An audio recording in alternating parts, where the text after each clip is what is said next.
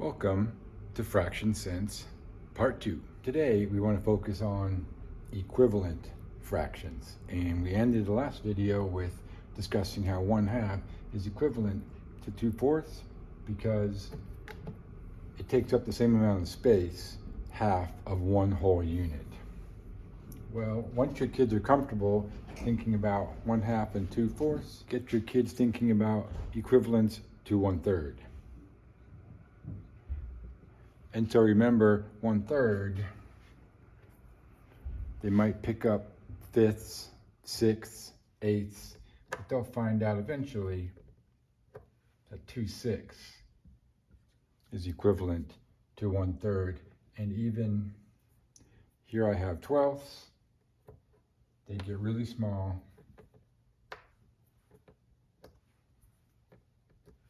And so all of these fractions are equivalent.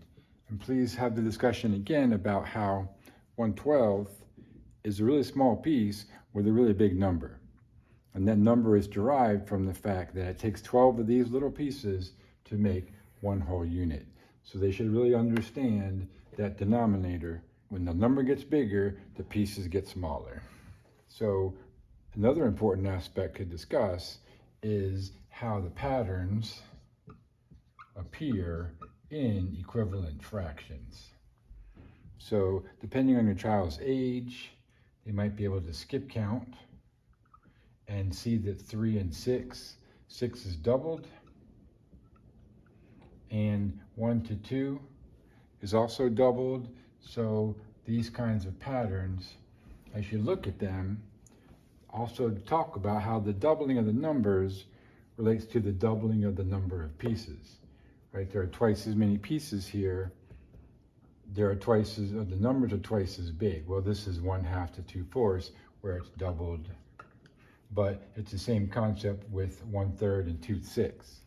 Your kids should even see numerically that 1 to 4 and 3 to 12, it's 4 times as much. And it's the same multiplier in the numerator and denominator. And here is 1/3. And here are 4/12. So again, the multiplier of 4, the kids should understand that's creating 4 times as many pieces. And that's always the case. We talk about these as being equivalent fractions, and they're the same amount because they're the same amount of one whole, but they're not really identical because these are smaller pieces.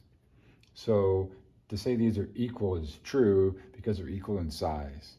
They're not exactly the same. So once your kids are confident in their thinking about equivalent fractions and how multiple small pieces make up bigger pieces, then introduce combining or adding. So here, if we have 1/2 and 1/4, ask them to figure out how many or what is the sum of a 1/2 and a 1/4. And then talk about how you have to have the same piece size in order to really describe the amount of one whole. So to say the answer is 1/2 plus 1/4, you have to get a little more creative with them and get them to find and remember that 2/4 is the same as 1/2. And so once they line up and see that the spacing is the same, then they'll get the answer of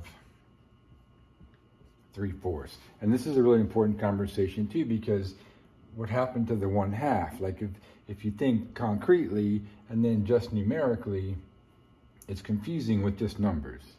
But easy here to see that 1/2 is equivalent to 2/4. And 2/4 plus one more 1/4 has to be 3 total 1/4. So try to make sure the language you use is precise and appropriate when talking about problems like this. Look for Fraction Sense Part 3 coming soon, where we'll get your child to really understand how to solve problems like 1/3 plus 1/6 plus 1/4. These are all unit fractions, which is an important place to start next time. Thanks. Bye-bye.